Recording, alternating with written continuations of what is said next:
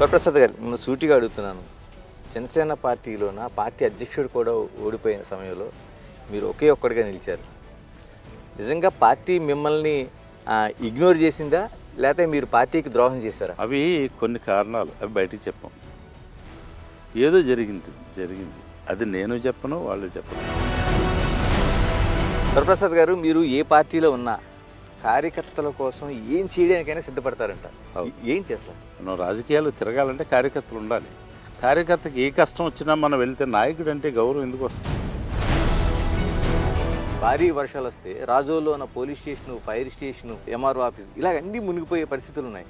అంటే చాలామంది ప్రజాప్రతినిధులు వస్తున్నారు, వెళ్తున్నారు. ఏమైనా శాశ్వతమైన పరిష్కారం ఏదైనా ఉందా? మరలా ఈ డ్రైనేజీ వ్యవస్థను బాగు చేయాలి. భవిష్యత్తులో మరలా నేను శాసనసభ్యుడు అయితే అక్కడ ఈ ముంపు బారి నుండి రాజులను కాపాడుతాం. రాపాక బీచ్ ఉందంట, అదొక పెద్ద సంచలనంగా, అంటే ప్రతిపక్షాలు విమర్శలు చేయడానికి ఆ భూముల సేకరణ సంబంధించి అనేక విమర్శలు చేస్తున్నారు. ఎవరో ఈ ప్రతిపక్షాలన్నీ కలిపి మీడియా తీసుకురావటం, గొట్టం వాళ్ళ దగ్గర పెట్టడం ఏంటంటే అవి కబ్జా చేశాడు. ఆ కబ్జా చేయాల్సిన అవసరం నాకు ఏం లేదు. జరగబోతున్న ఎన్నికల్లో ఇక్కడ మీకు పార్టీలో ఎలా ఉంది, అసలు మీ గెలుపు ఏంటి? అసలు అధిష్టానం వర్గం ఆలోచించాలి. నాకు టికెట్ ఇస్తే మంచి మెజార్టీతో గెలుస్తాను. ఇక్కడ ఒకటి క్లియర్గా చెప్పాలంటే నేను తప్పితే వైఎస్ఆర్ పార్టీలో ఎవరో గెలవరు.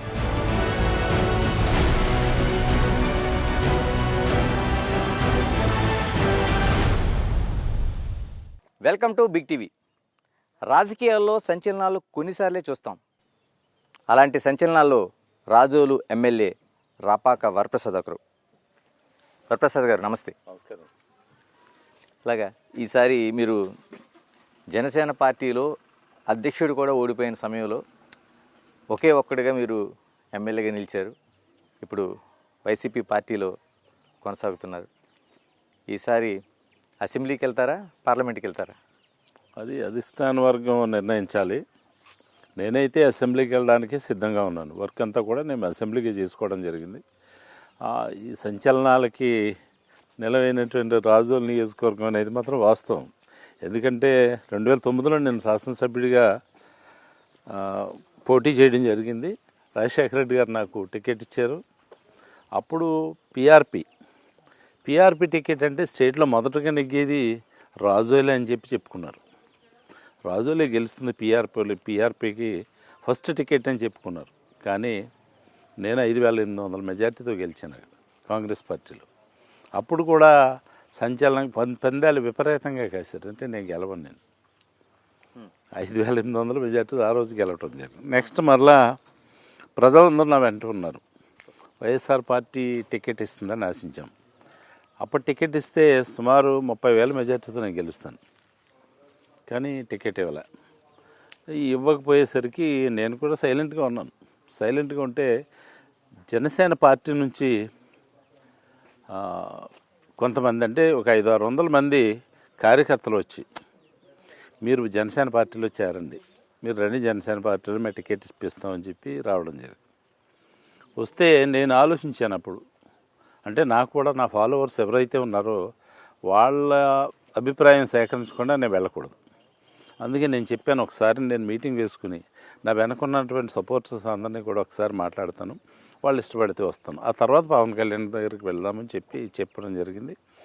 అలాగే మీటింగ్ వేసాము. వచ్చినట్టు పెద్దలందరూ వచ్చి ఈ పార్టీ టికెట్ ఇవ్వలేదు కాబట్టి జనసేన పార్టీ అయినా మనం గెలుస్తాం, మీరు వెళ్ళండి అని అందరూ సపోర్ట్ ఇచ్చిన తర్వాత అప్పుడు ఆ పవన్ కళ్యాణ్ గారు అపాయింట్మెంట్ తీసుకుని ఆయన దగ్గరికి వెళ్ళటం జరిగింది. పోరాటం చేసాం, గెలిచాం. అంటే బార్డర్లోనే 814 ఓట్ల మెజార్టీతోనే గెలవడం జరిగింది. కానీ అది కూడా అంత సునామీ లాంటి వేవ్లో గెలవడం అంటే సామాన్యం కాదు. ఈవేళ 5 సంవత్సరాల నుంచి కూడా మరలా, అంటే ఓ సంవత్సరం వరకు నేను జనసేన పార్టీలో ఉన్నాను. తర్వాత కొన్ని కారణాల వల్ల నియోజకవర్గ అభివృద్ధి దృష్ట్యా నేను వైఎస్ఆర్ పార్టీకి రావడం జరిగింది. వైఎస్ఆర్ పార్టీకి అప్పటి నుండి కూడా నేను ఉన్నటువంటి కార్యక్రమాలన్నీ చేసుకుంటూ వెళ్ళడం జరుగుతుంది. ఏదైతే పార్టీ నిర్ణయిస్తుందో, వైఎస్ఆర్ పార్టీలో పనిచేయటువంటి సామాన్యం కదా, రోజు ఏదో కార్యక్రమం ఉంటుంది. అటువంటిది గడప కార్యక్రమం. గడపలో నాకు తెలిసి ఎవరో తిరగలేదు. 100% ఒక్కిల్లు కూడా విడిచిపెట్టకుండా కొంతమంది అయితే గ్రూపుల్లో మీటింగ్ పెట్టి కొంత వ్యతిరేకత వస్తే నడిచి వెళ్ళిపోవడం అటువంటివి చేశారు. నేను ఎవరిని విడిచిపెట్టకుండా ప్రతి ఇల్లు కూడా నేను తిరిగి సక్సెస్ఫుల్గా అది పూర్తి చేయడం జరిగింది. తర్వాత మళ్ళీ ఆసరా మీటింగ్స్ అని ఇంకా వేరే మీరు సిద్ధం కానీ అలాగే విజయవాడ ఈ సభ కానీ అన్ని సభలకి కూడా చాలా జనం ఇక్కడ నుంచి వెళ్ళాం. వైఎస్ఆర్ పార్టీకి మంచి ఫాలోయింగ్ ఉంది ఇక్కడ. అదేవిధంగా నాకు వ్యక్తిగతంగా కొంతమంది జనం ఇప్పుడు కూడా అభిమానించే వాళ్ళు ఉంటారు. వాళ్ళు ఏ పార్టీకి వెళ్ళినా వస్తారు. నేను జనసేన పార్టీకి వెళ్తే జనసేనకు వచ్చారు, మరలా వైఎస్ఆర్ పార్టీకి వస్తే వైఎస్ఆర్ పార్టీలో ఉన్నారు. ఇప్పుడు టికెట్ అనేటువంటి సస్పెన్స్ జరుగుతూ ఉంది. వర్క్ అంతా నేను చేసుకోవడం జరిగింది. మరి సర్వేలు ఏవి చెప్తున్నారు, ఆ సర్వేలు అయితే ఏం సర్వే నాకైతే తెలియదు, కానీ ఈ నియోజకవర్గంలో వైఎస్ఆర్ పార్టీలో నేను మాత్రమే గెలవగలను. నన్ను చూసి ప్రతిపక్ష పార్టీలు భయపడుతున్నాయి, నువ్వు క్యాండిడేట్ కాకపోతే ఆటోమేటిక్గా మేము గెలిచేస్తామని చెప్పి. వైఎస్ఆర్ పార్టీ ఆదేశిస్తే ఏదైనా దానికి కట్టుబడి ఉంటారా, లేకపోతే కన్విన్స్ చేస్తారా మీరు? తప్పనిసరిగా అంటే కన్విన్స్ చేయడానికి ప్రయత్నం చేస్తాము. వీలు పడకపోతే ఆయన ఏం చెప్తే చేయడానికి సిద్ధంగా ఉన్నాం. వరప్రసాద్ గారు, నేను సూటిగా అడుగుతున్నాను, జనసేన పార్టీలోన పార్టీ అధ్యక్షుడు కూడా ఓడిపోయిన సమయంలో మీరు ఒకే ఒక్కడిగా నిలిచారు. నిజంగా పార్టీ మిమ్మల్ని ఇగ్నోర్ చేసిందా, లేకపోతే మీరు పార్టీకి ద్రోహం చేశారా? అవి కొన్ని కారణాలు, అవి బయటికి చెప్పాం. ఏదో జరిగింది అది నేను చెప్పను, వాళ్ళు చెప్పరు. నన్ను ఏదైనా ఇప్పుడు పవన్ కళ్యాణ్ గారు మల్కీపురం మీటింగ్ పెట్టి నన్ను ఏదైనా అన్నారా? ఏమీ అనలేదు. ఇక్కడ మీటింగ్ పెట్టి చంద్రశేఖర్ రెడ్డిని దారుణంగా విమర్శించారు, నన్ను విమర్శించలేదు. అలాగే నేను ఆయన వచ్చి వెళ్ళిన తర్వాత కానీ అంతకుముందు కానీ తర్వాత కానీ ఒక్క మాట జనసేన పార్టీని మాట్లాడాను, పవన్ కళ్యాణ్ గారిని విమర్శించాను. అది ఇక్కడ చేయం. అది ఏమిటనేది అండర్స్టాండింగ్ ఏం లేదు, కానీ నాకు టికెట్ ఇచ్చారనేటువంటి అభిమానంతో నేను మాట్లాడుతూ ఉంటాను. ఆయన కూడా ఏ జరుగుతున్నాయి కొన్ని జరిగినాయి, అవి బయటికి చెప్పేవి కాదు. వరప్రసాద్ గారు, మీరు ఏ పార్టీలో ఉన్నా కార్యకర్తల కోసం ఏం చేయడానికైనా సిద్ధపడతారంట. ఏంటి అసలు? కార్యకర్తలేగా సార్ మనకంతా కూడా. మనం రాజకీయాలు తిరగాలంటే కార్యకర్తలు ఉండాలి. కార్యకర్తకి ఏ కష్టం వచ్చినా మనం వెళ్తే నాయకుడు అంటే గౌరవం ఎందుకు వస్తుంది? వీళ్ళ కాపులు ఉన్నారు, కాపులు నాకు ఓటేరంటారు, కానీ నాకు వేసిన ఓట్లు ఎవరికి వేరు. కాపుల నుంచి ఇంకా వైఎస్ఆర్ పార్టీలో ఇంకెవరు నిలబడినా ఆ ఓటుకి తెచ్చుకోలేరు, నాకు మాత్రమే వస్తుంది. ఎందుకంటే నాకు ప్రతిపక్షం అని కానీ ఎవరినో హింసించాలనేటువంటి ఆలోచన ఉండదు. ప్రతిపక్షాలను కూడా హింసించే కార్యక్రమం చేయను. ఇక్కడ కులాల కుమ్ములాట ఉంటుంది రాజుల్లో. కానీ నేను పనిచేసిన 5 సంవత్సరాల గతంలో, ఈ 5 సంవత్సరాల్లో ఒక్క SC/ST కేసు పెట్టించను. పెడితే ఊరుకోను కూడా, ఏదో రకంగా దాన్ని రాజీ చేస్తాను. కానీ ఆ తర్వాత జరిగిన వాటిల్లో చాలా కేసులు ఉంటాయి. నా మీదే 3 కేసులు పెట్టారు టీడీపీ టైంలో. అలాగే మాకు సెట్టుబల్జీ మీద ఏదో ఫ్లెక్సీ బీకర్ అనేటువంటి హ్యాప్ ఉందో 60 మంది మీద కేసు పెట్టారు. మొన్ననే తాజాగా మాజీ మండల ప్రెసిడెంట్ అందరి మీద కూడా కేసులు పెట్టారు. నేను అనవసరమైన తప్పుడు కేసులు ఏమీ పెట్టను. నాకు చేతనైతే ఉపకారం చేస్తాను. నా దగ్గర అందరూ కూడా ఇతర పార్టీ వాళ్ళు ఉంటారు. టీడీపీ వాళ్ళు వస్తారు, జనసేన వాళ్ళు వస్తారు, ఇలా టీటీడీ టికెట్లు అంటారు, లేకపోతే ఏదో ఇబ్బంది వచ్చింది పోలీస్ స్టేషన్ అంటారు, వాళ్ళు వస్తారు. వాళ్ళందరికీ చేస్తాం. ఈ యువతల వైఎస్ఆర్ పార్టీ జనసేన పార్టీలో తేడా వస్తే వాళ్ళిద్దరు కేసులు పెట్టుకుంటే ఇద్దరిని రాజీ చేస్తాం. ఇలాగ 2009లో గెలిచారు, 2019లో గెలిచారు. ఈ రాజోలు నియోజకవర్గానికి సంబంధించి రాపాక ముద్రతో ఏం పనులు చేశారు? నేను తాగునీటికి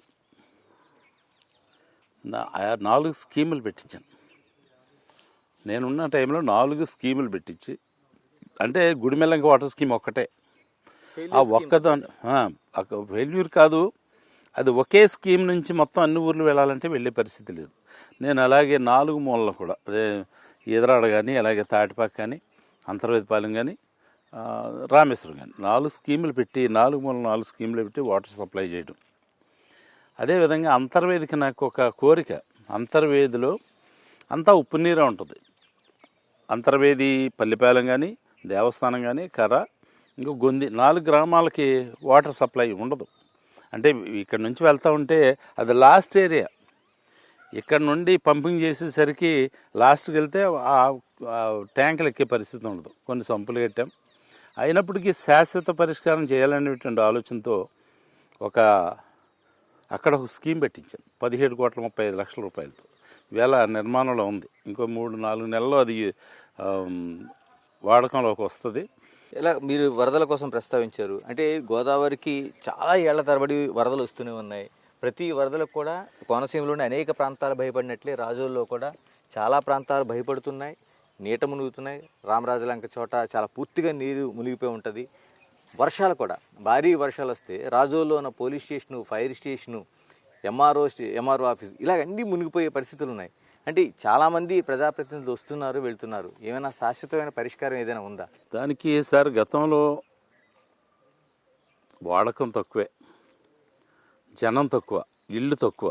ఇవాళ ఎక్కడ పడితే అక్కడే ఇష్టానుసారంగా ఇళ్ళని కట్టడం జరిగింది. ఏదైతే వర్షం కురుస్తుందో నీరు అలా కాలువలోకి వెళ్ళిపోయేది పారి. ఇవాళ పేరనట్లేదు. ప్రహరీలు కట్టేశారు, రోడ్లు వేసేసారు. అన్నీ కూడా జరిగేసరికి డ్రైనేజీ వ్యవస్థ వీక్గా ఉంది. అక్కడ డ్రైనేజీ వ్యవస్థ బాగుపడితే అక్కడ ఉన్నటువంటి నీరు నిల్వనంతా కూడా మనం బయటకు పంపించవచ్చు. పంపించే కార్యక్రమం కూడా చేస్తాం తప్పనిసరిగా. చాలా వరకు కూడా మీరు రాజోళ్ళు చూస్తుంటారు, ఒక రోడ్డు అది ఎల్ఐసి రోడ్డు అంటారు. ఆ రోడ్డు మీకు ఒకటి గుర్తుంటుంది, పవన్ కళ్యాణ్ గారు వచ్చినప్పుడు ఈ చీపులు పెట్టి తుడిచేసి మేము ఇది రోడ్డు వేసేస్తామని చెప్పి అన్నారు. ఆ రోడ్డు సీసీ రోడ్డు వేయడం జరిగింది. దాన్ని ఆనుకుని సుమారు 35 లక్షలతో మరలా ఒక డ్రైన్ కూడా కట్టించేసాం. అదేవిధంగా డ్రైనేజీ వ్యవస్థ రాజోల్లో బాగుపడాల్సిన అవసరం ఉంది. ఇదంతా కూడా పంట కాలువలకే వదులుతున్నాం. పంట కాలువలో కూడా నేనుండగానే మొత్తం ఈ వాల్స్ కట్టి పూడుకుపోయినటువంటి ఆ కెనాల్ అంతా కూడా వాల్స్ కట్టి లేపాం. మరలా ఈ డ్రైనేజీ వ్యవస్థను బాగు చేయాలి. భవిష్యత్తులో మరలా నేను శాసనసభ్యుడు అయితే అక్కడ ఈ ముంపు బారి నుండి రాజులను కాపాడుతాం. అంటే మా ఎంఆర్ఓ ఆఫీస్ కూడా ప్రక్కన కట్టేసాం, క్రొత్తది. ఆ ప్రక్కకి రావడం జరిగింది. ఎంఆర్ఓ ఆఫీస్ ఓపెన్ చేసాం. మనలో ఇదేదైతే బ్రిటిష్ వాళ్ళు కట్టినటువంటి ఆ స్ట్రక్చర్స్ ఉన్నాయో అవి తీసేయకూడదనేది గవర్నమెంట్ ఆలోచన. దాని మూలనే ఉంటుంది. కోర్టు కూడా అక్కడికి వస్తుంది. మన మిగతా బిల్డింగ్స్ కూడా అక్కడికి వచ్చినాయి. కోర్టు భవనం కూడా అందులోనే ఉంది. ఇలాగ సెకండరీపల్లి నుంచి నర్సాపూర్ వరకు బ్రిడ్జి పనులు చాలా ఏళ్ళుగా నందమూరి తారక రామారావు గారి దగ్గర నుంచి ఇప్పటి వరకు అది కొనసాగుతూనే ఉంది. అంటే ప్రధానమైన రహదారి కాబోతుంది. ఈసారి అయినా పరిష్కారం వచ్చే అవకాశం ఉందా మనకి? పరిష్కారం అయితే దానికి 65 కోట్లు రిలీజ్ చేసి ఆల్రెడీ ఎక్వైరీ చేయటం జరిగింది. ల్యాండ్ ఎక్విజిషన్ జరిగింది. గుడిమెల్ల ఇంకొక రాజుగారు తన పొలంలో నుంచి ప్రక్క నుంచి వెళ్ళిపోతుందని చెప్పి అలైన్మెంట్ మార్చమని చెప్పి అడిగారు. అలైన్మెంట్ అనేది మారదని ఈ హైవే వాళ్ళు చెప్పేసరికి ఆయన హైకోర్టులో స్టే తెచ్చాడు. స్టే వెకేట్ అయింది. మరలా వెకేట్ అయిన తర్వాత మరలా ఆయన సుప్రీంకోర్టుకి వెళ్ళి అక్కడి నుంచి స్టే తేయడం జరిగింది. నాకు సన్నిహితుడైన అది ఒక్కటే, అది రాజీ చేస్తే వెంటనే ఇంక ప్రాబ్లం ఉండదు. ఇది కూడా సుమారు గడ్కరీ గారు కూడా జగన్మోహన్ రెడ్డి గారికి హామీ ఇచ్చారు, ఇస్తానని చెప్పి. ఇది అయిన వెంటనే టెండర్ పిలుస్తారు. టెండర్ ఆల్రెడీ పిలిచారు. ముందు పిలిస్తే ఈ అడ్డంకి ఉంది, అడ్మినిస్ట్రేటివ్ శాంక్షన్ రాదు. దాని మూలాన్ని ఈ అడ్డంకిని తొలగిస్తాం తొందరలోనే. రాజుగారితో మాట్లాడి ఆయనకి కొంచెం మార్చమని చెప్పి అడుగుతున్నారు. కలెక్టర్ గారిని కూడా చెప్పాం, తీసుకొచ్చాం, మరలా సర్వే చేయించాం. అది కొంచెం మారిస్తే చాలు. అతని భూమిలోనే వెళ్తుంది. అది మారిస్తే అతను కూడా విత్డ్రా చేసుకుంటారు. అయినా మేము కూడా అడిగాం. ఇది ఏదో పూర్వం నాటి నుంచి కళ, ఇది రాజులు 2 గోదావరి వాళ్ళకి కలది, ఇది నెరవేరాలంటే మీ వల్లే కొంత నష్టం వచ్చినా మీరు భరించాలని చెప్పి అడిగాం. ఆయన సానుకూలంగా స్పందించడం జరిగింది. తొందరలోనే అది కూడా పూర్తవుతుంది. వరప్రసాద్ గారు, మీ వ్యక్తిగతంగా వస్తాను 2009లో మీరు ఎమ్మెల్యే అయిన దగ్గర నుంచి మీ చింతలమూరు, మీ స్వగ్రామంలో రాపాక బీచ్ ఉందంట. అదొక పెద్ద సంచలనంగా, అంటే ప్రతిపక్షాలు విమర్శలు చేయడానికి ఆ భూముల సేకరణ సంబంధించి అనేక విమర్శలు చేస్తున్నారు. రాపాక ఏంటి? ఆ రాపాక పేరుతో బీచ్ ఏంటి అసలు? రాపాక పేరుతో బీచ్ లేదు. బీచ్ని తయారు చేయాలని నేను అనుకున్నాను. బీచ్ 2009లో గెలిచినప్పుడు అక్కడ మంచి వాతావరణం ఉంది. పర్యాటకులు అందరికీ కూడా అక్కడ చాలా బాగుంటుంది. ఒక బీచ్ని తయారు చేయాలని రోడ్డు వేసాం. చాలా కలగా ఈత చెట్లు ఏంటో వచ్చారు, అవి కూడా తెచ్చి ఈత చెట్లు కూడా బాగా తయారు చేసాను. చాలా బాగా ఓ డివైడర్ కూడా కట్టాము. అక్కడ కట్టి మంచి బాగా తయారు చేసేసరికి ఎన్ని ఎకరాలు చేస్తారండి? అది 20 ఎకరం ఉంటుందండి. బీచ్ అంటే అందరూ సొసైటీ సభ్యులని అందరిని అడిగి మనం తీసుకున్నప్పుడు ఎవరో ఈ ప్రతిపక్షాలన్నీ కలిపి మీడియా తీసుకురావడం, ఓ గొట్టం వాళ్ళ దగ్గర పెట్టడం, ఏంటంటే అవి కబ్జా చేశాడు. నాకు కబ్జా చేయాల్సిన అవసరం నాకేం లేదు. నాకు కబ్జా చేసేది కాదు అది. నేను కొంతమందికి అయితే డబ్బులు కూడా ఇచ్చాను. నేను ఇది సముద్ర తీర ప్రాంతంలో. తీర ప్రాంతంలో అంటే సంఘం వాళ్ళ అధీనంలో ఉంటుంది అది. ఓకే. అది కూడా తీసుకుని మనకి ఈ బీచ్ ఇది వచ్చిందంటే, ఈ రిసార్ట్స్ అయ్యి వస్తే మనకు ఉపాధి దొరుకుతుందనేటువంటి ఆలోచనతో అందరికీ కూడా చెప్పడం జరిగింది. కొంతమందికి అర్థం అవ్వలేదు. నేను వదిలేసాను, ఆ ప్రాజెక్ట్ వదిలేసిన తర్వాత ఇప్పుడు గవర్నమెంట్ టేకప్ చేసింది. గవర్నమెంట్ ఇప్పుడు మళ్ళా దానికి కొంత భూమిని ఇవ్వటం జరిగింది. అది టెండర్ పిలుస్తుంది, అంటే శాంక్షన్ వస్తుంది. చింతలమూరులోనే ఒక రిసార్ట్స్ అవి కూడా వస్తాయి, టూరిజం వాళ్ళది.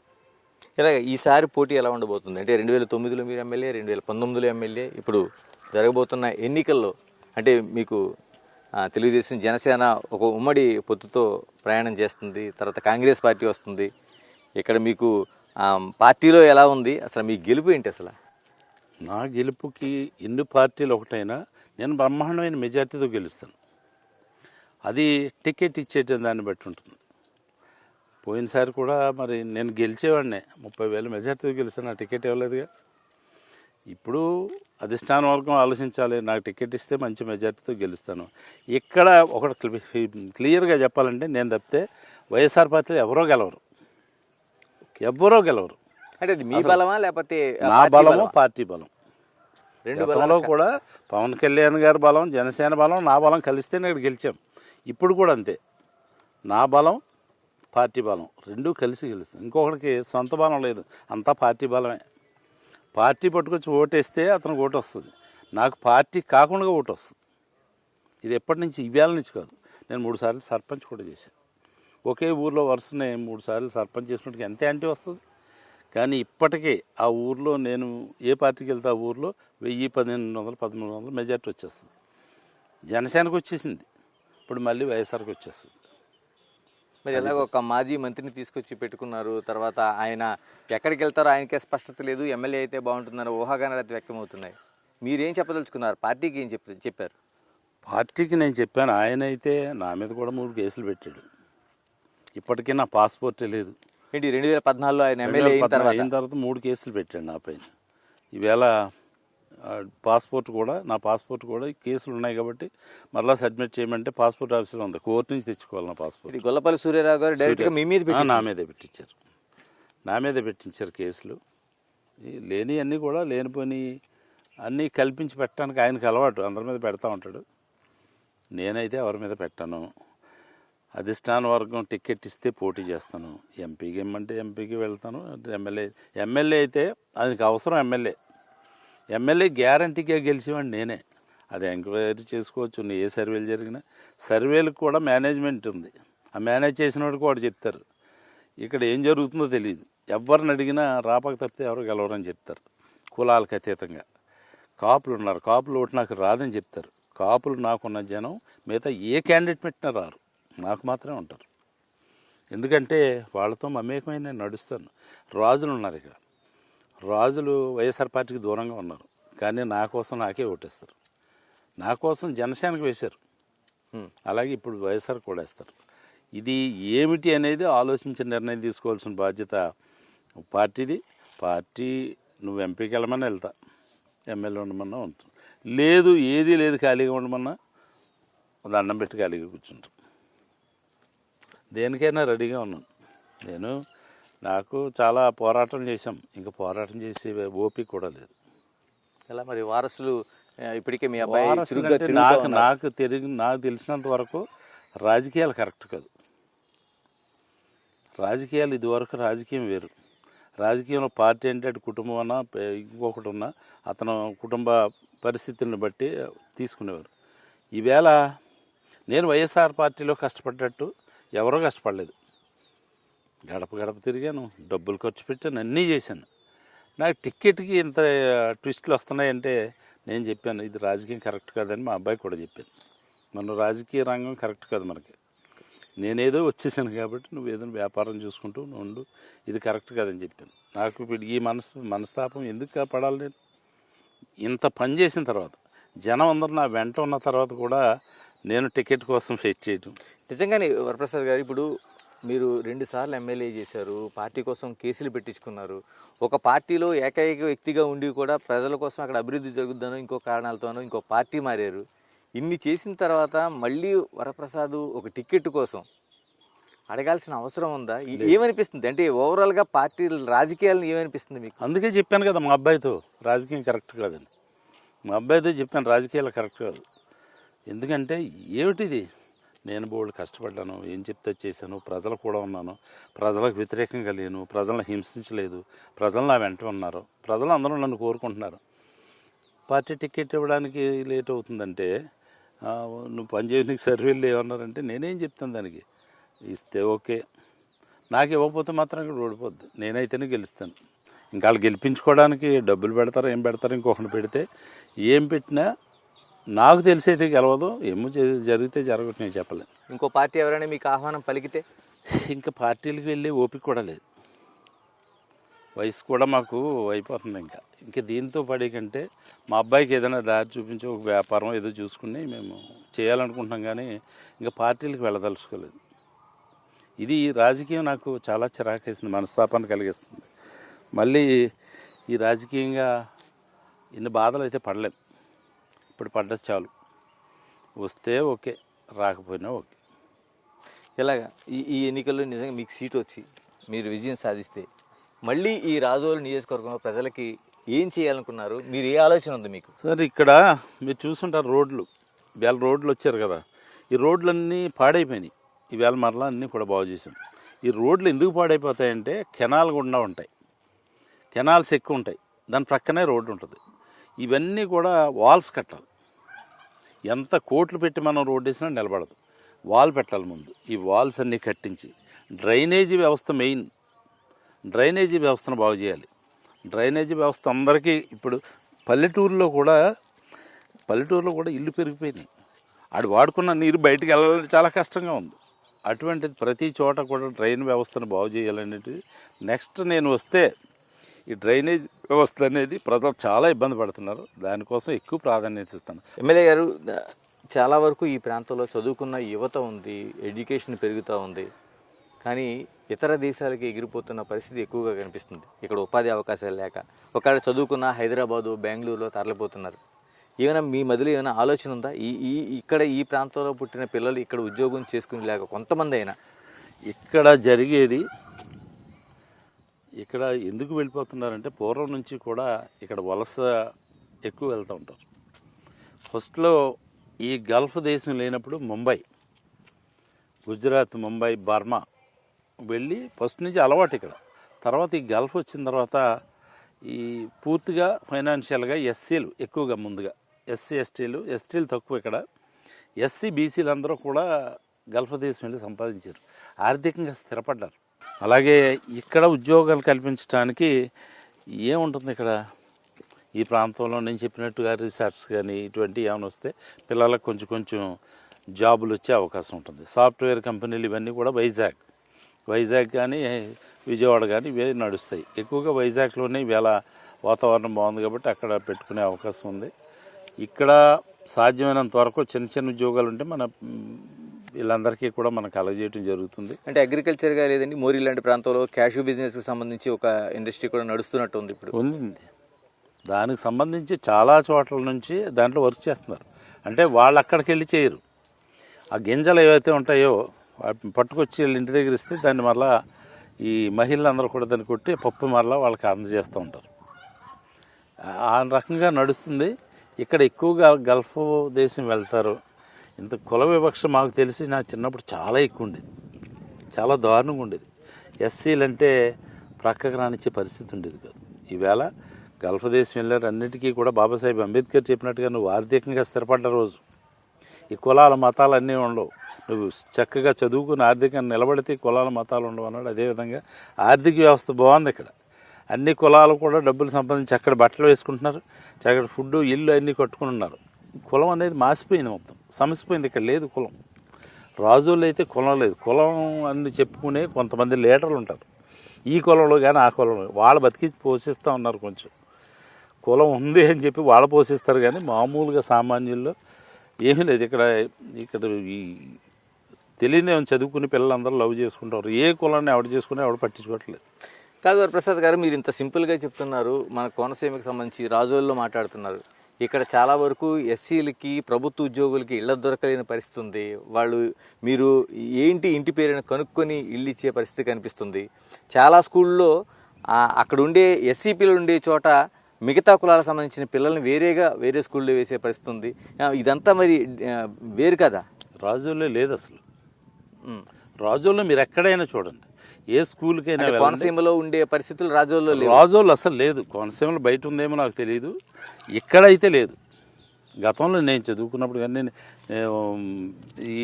మనం ఈ సమాజంలో తిరిగేటప్పుడు కానీ చాలా దారుణంగా ఎస్సీలు నాకు తెలిసి కాపులు ఇంటి దగ్గర ఎవరైనా పిలిచేవారు కదా, ఎవరినైనా పిలిస్తే క్రింద ఇస్తలు పెట్టేవారు నాకు తెలిసినంతవరకు. నూతులో నీళ్లు తోడాలి అంటే దాహం అయితే నీళ్లు వాళ్ళ ఇంట్లో ఎవరైనా వచ్చి తోడి మనకి నీళ్ళు ఎలా పోసేవారు. మా చిన్నప్పుడు ఆ పరిస్థితి ఉండేది. ఎవరు నూతులు నీళ్ళు తోడనిచ్చేవారు కాదు. ఇవాళ ఏముంది, మా ఎస్సీ ఇంట్లో పెళ్లి కబురు చెప్తా ఉంటే రాజులు వస్తున్నారు, కాపులు వస్తున్నారు, బ్రాహ్మిన్స్ వస్తున్నారు. బ్రాహ్మిన్స్ అందరం మాంసం వడ్డింటారు కదా, అందులోనే సాంబార్ వేసుకు తినేసి వెళ్తారు. అది కులం ఉందనేది రాజుల్లో లేదు నాకు తెలిసి. కావాలని కొంతమంది పుట్టించడం తప్పితే ఎక్కడా కుల వివక్ష లేదు. ఒకళ్ళ ఇంట్లో వాళ్ళు ఈ స్టూడెంట్స్ అందరూ బావ అన్న మామ అనుకుంటూ తిరుగుతూ ఉంటారు. ఎక్కడైనా ఈ కల్చర్ ఎక్కడ ఈ రాజులు వేరండి. ఇది ఒక కమ్యూనిస్టు గడ్డ. ఇది పూర్వం నుంచి కూడా చైతన్యం కలిగినటువంటి ప్రాంతం ఇది. అందుకు అందరికంటే ముందు ఇక్కడ ఆ కులం సమసిపోయింది. చివరిగా చెప్పండి, ఇప్పుడు ఒక ఫైర్ బ్రాండ్గా రాజకీయాలు నిర్వహించారు. ఏంటి స్వతంత్ర అభ్యర్థిగా పోటీ చేశారు, పార్టీల్లో పోటీ చేశారు, ప్రజాసేవ చేస్తా అంటున్నారు. అలాంటి వ్యక్తి మీరు ఈ రోజున ఇలాంటి రాజకీయాల్లో ఇమడలేనేమో, ఇలాగా రిక్వెస్ట్ చేసుకునే పరిస్థితి ఉంటుందా, బయటికి కాకపోతే వెళ్ళిపోతానే పరిస్థితి వచ్చింది. ఇదంతా వైఎస్ఆర్ పార్టీలో ముఖ్యమంత్రి చూస్తున్నారు మిమ్మల్ని? అది నేను చెప్పలేను కానండి. నేనైతే ఒక నిర్ణయం తీసుకున్నాను. ఈ రాజకీయాల్లో నేను కష్టపడ్డదంతా చాలా కష్టపడ్డాను. జనాన్ని చేతితో పట్టుకున్నాను. జనానికి అనుకూలంగా నేను నడిచాను, వాళ్ళు నా వెంట ఉన్నారు. అయినా సరే టికెట్ కోసం నేను తిప్పలు పడుతున్నాను అంటే అందుకే మా అబ్బాయికి చెప్తున్నాను, ఈ రాజకీయాలు మనకు వద్దు బాబు అని. ఇప్పుడు నేను కూడా లేదు అన్నా సరే ఖాళీగా ఉంటాను. నేను ఏ పార్టీకి వెళ్ళను. ఇంక పార్టీలకు వెళ్ళే పరిస్థితి నాకు లేదు. ప్రొఫెసర్ గారు, మీ వ్యక్తిగత జీవితంలో మీరు కుటుంబాన్ని, పిల్లలను దూరం అయి ఉంటారు. ఈ రాజకీయాలకి భార్యకి సంబంధించిన ఏదైతే ఒక భర్తగా చేయాల్సిన వాటికి దూరం అయిన ఉంటారు ఇందులో పడి. ఒక్కసారి వెనక్కి తిరిగి చూస్తే ఏమనిపిస్తుంది? ఇది ఏదో ఎందుకు దీని గురించి కోట్లు ఖర్చు పెట్టి తిరుగుతారో తెలియదు కానీ కష్టాలు కొని తెచ్చుకున్నట్టే రాజకీయాలంటే కష్టాలు. ప్రతి ఒక్కరిని కూడా మెప్పించాలి, జరగాలి, డబ్బులు ఖర్చు పెట్టాలి, వెళ్ళాలి. ఇదైతే నాకు మంచిగా అనిపించట్లే. వస్తే ఓకే, రాకపోయినా double okay. Thank you very much Prasad garu. All the best. Thank you. మీరు ప్రజాసేవలో ఉంటానందుకు మీలాంటి వాళ్ళు ఖచ్చితంగా టికెట్ వస్తుందని ఆశిస్తున్నాను. Thank you very much. ఇది మనకి రాజోలు సిట్టింగ్ ఎమ్మెల్యేగా ఉన్న రాపాక వరప్రసాద్ మనోభిప్రాయం. అంటే పార్టీల్లో ఇంతకాలం కొనసాగిన తర్వాత టికెట్ కోసం ఇంత ప్రయత్నం చేయాలనేది ఆయన ప్రధాన ప్రశ్న. మరి రాజోలు రాజకీయం ఏ విధంగా మలుపు తిరుగుతుందో చూడాల్సిందే. ఇది నేను ఎమ్మెల్యే కార్యక్రమంలో ఇది మరో నియోజకవర్గంతో మళ్ళీ కలుద్దాం. Signing off, this is Ganesh.